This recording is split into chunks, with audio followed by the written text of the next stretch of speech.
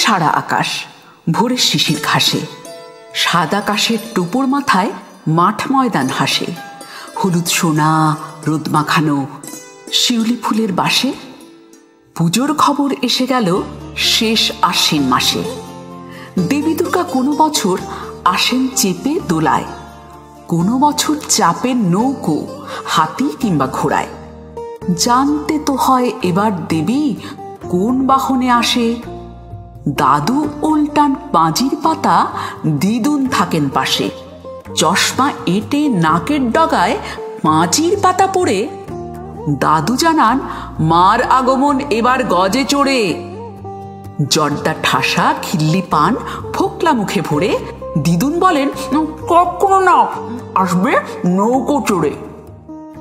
বাইরে থেকে তক্ক শুনে তুতুল মুনু হাসে, গোল মেটাতে ঘরের ভেতর দৌড়ে চলে আসে।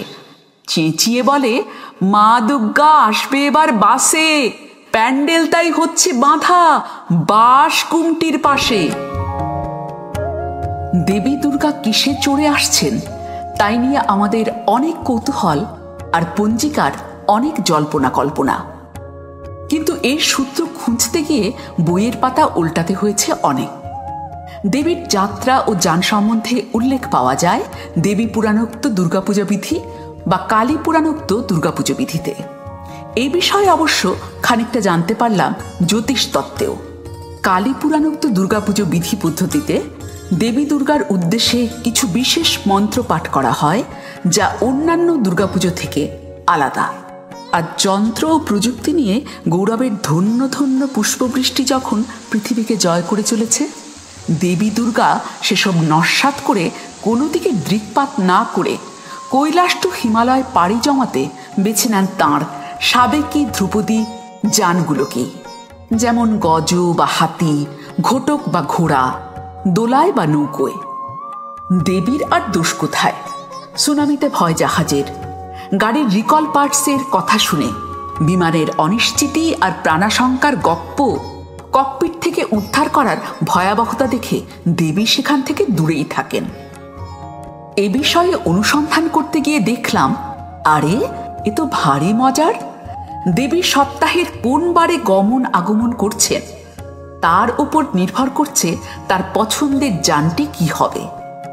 আবার কেমন যারে তিনি আসছেন বা যাচ্ছেন তার উপর আমাদের ধরাতলের শুভ অশুভ নির্ভর করছে।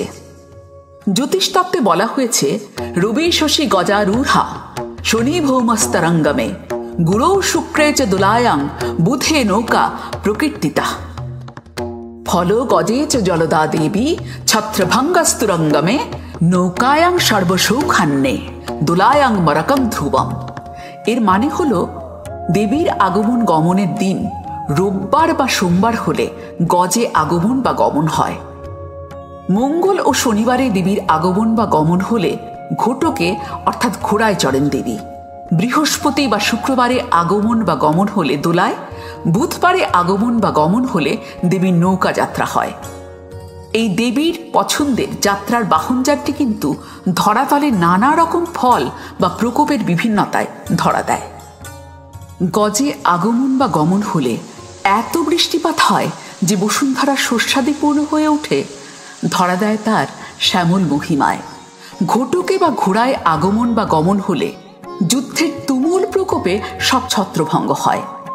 দেবীর দোলায় আগমন বা গমন হলে মহামারীতে লোকক্ষয় হয়ে মরক দেখা দেয়। আর নৌকোর ক্ষেত্রে সর্বসুখ লাভ হয়। তখন ধরাতলে সবার মধ্যে মিত্রতা ও সখ্যতা স্থায়ী হয়। এবছর 2025-এ দুর্গা আসছেন গজে, তাই ধরনী সবুজে সেজে ওঠার কথা। আবার গমন কিন্তু দোলায়, যা মারি ও মরকের ইঙ্গিতবাহী। আবার একই বাহনে যাওয়া আসা হলেও তা অশুভের ইঙ্গিতবাহী বলা হয়। আজ বিশ্ব প্রেক্ষাপটে বিশ্বযুদ্ধের ভয়, অশুভই তো ছেয়ে আছে চারধার। গতবার দেবী ফিরে গিয়েছিলেন ঘোড়ায়। Ukraine, Russia, Palestine, Israel, Iran সহ সব দেশ ছত্রভঙ্গ। বলা হয়ে থাকে ঝড়ে বক মরে ইত্যাদি ইত্যাদি, এসব কাকতালীয়। তবে সব নস্যাৎ করে দিলেও দেবীর আগমনে মনে হাওয়ার দোল, আর গমনে বিষাদের বাঁশির সুর। এটা তো পরম সত্য। মানুষের মনও নিরন্তর যাতায়াত করে নিজের ভেতর থেকে বাইরে, শুভ থেকে অশুভে, অশুভ থেকে শুভতে। তাই প্রার্থনা করি, দেবীর যাত্রার মঙ্গল শাঁকদ্বীপ আলোকিত করুক মানুষের চেতনা। জান গৌণ হয়ে মুখ্য হোক তাঁর যাত্রা। সে যাত্রা আনে যেন পুজোর প্রাণের বার্তা। আসতো মা সৎগময়, তামসো মা জ্যোতির্গময়।